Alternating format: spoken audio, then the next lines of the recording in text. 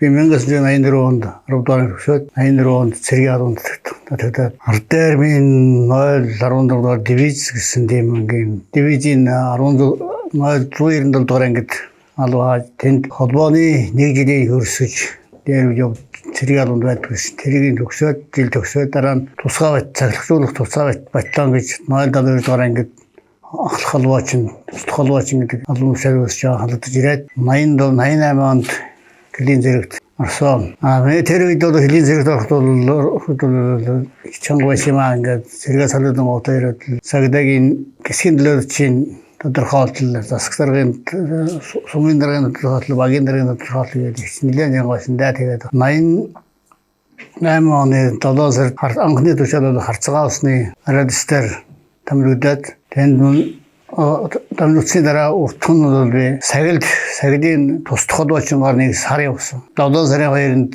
тушаалыг гаргаад харцгаа усны заставын ахлахаараа дэсгэдэг тушаал гаргаад тэрнээс 7 хоногийн дотор миний харганы 2 гарсан да тушаал. Цаагаад боршоод радист байхгүй гэж бажны машууч заставын дарганаас тэр чинь застав байгаад пост байсан л да. Тэгээд зарлал ирдэг байсан.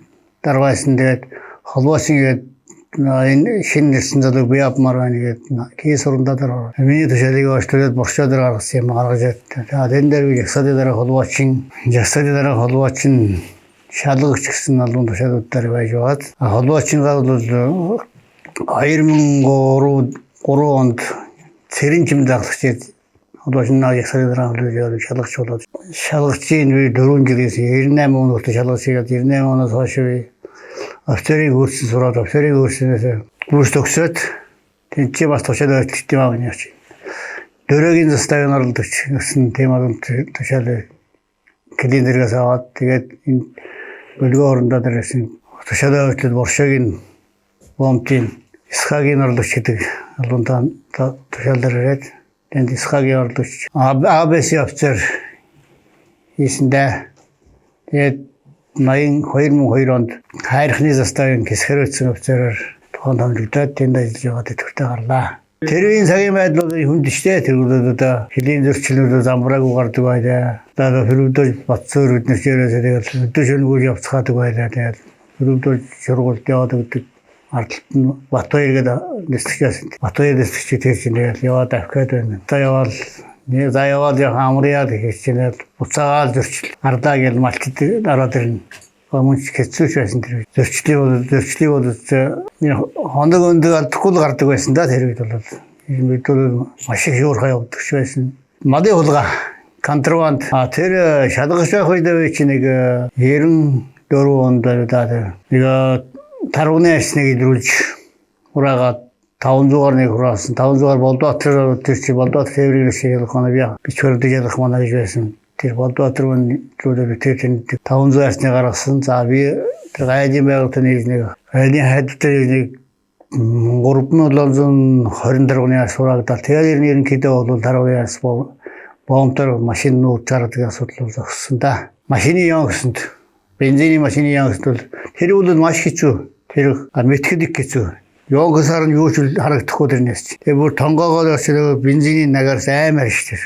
Тэгээд тонгоогоор харах чинь булангийн янгсан л шуудааны харагддаг юм да тэгээд. Тэгээд гардын ялгалт бол хэцүү тэгээд тэр үе чи одоо юм ороолсон хүмүүс чи хүн жаа сайж байх хөдөө чинь. Яндраа дайрн даруулна, дайрал дурж ирнэ. Хэцүү шүү дээ тэр бол.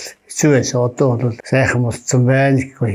Паспорт одоо бол шалгуур болсон байна л да. Шалгуур дээр юм бүх юм чинь одоо нэг компьютерт унаач суучраас тэр үчийн паспортынхаа хуудсыг тоолно. Тэр чи одоо тэр нууц тэмдэглэл гэж байна. Тэргийн шалгана. Хануудаар хараад гарахгүй тэр чинь нүүс тэмдэглэл бол. Эсээ одоо нэг юм паспортыг ирэл байдаг шүү дээ нэг томруулдаг шил. Тэрийгээр харна гэсэн. Маш их зөрчил одоо зөрчлүүд тэр товруу чилээ харах юм бол энэ паспортын зөрчил маш их гарч ирдэ шүү дээ. Сүчийн алдаа тэр юм бол маш их тэр одоо тэмдэглэл чи одоо маш их гарч ирнэ. Хүний паспортоор хүн гарахад их аюултай тэр.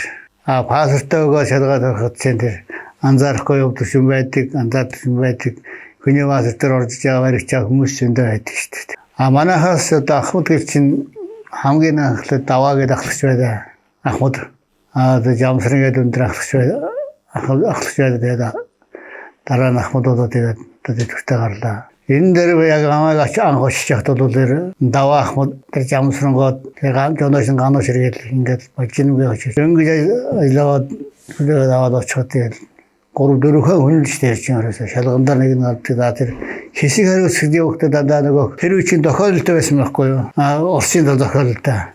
Тэрээс бажин ошиж цаас Орсын талаас зөрчил гарлаа гэдэг очих. Торондоор ингээд цаас нь алдсан. Цаслаа хоёртоос ушаалах. Тэгэл янз бүрийн юм тэр үеийн их боловсронгуй байсан байл л дээ. Харуулын дарга байсан тэр үеийн Бацүх гэдэг ахш байсан. Университет голдууд харуулын дарга дардаг байхгүй юу? Заагийн хүртэл хардаг. Тэг гэрээрээ байдаг байсан. Тэгээд тэр шинэ хүнсийн аваач шиг нь бас стазиш тодорхой хүнстэй дэрч. 7 байнг очиж шалгаж яадаг. За энэ жил ангийн 50 жилийн авч байна. Нийт ахмад 5 хүндээ одоо ажиллаж байгаа залуу хэлчтэй баярын мэнд хүргье.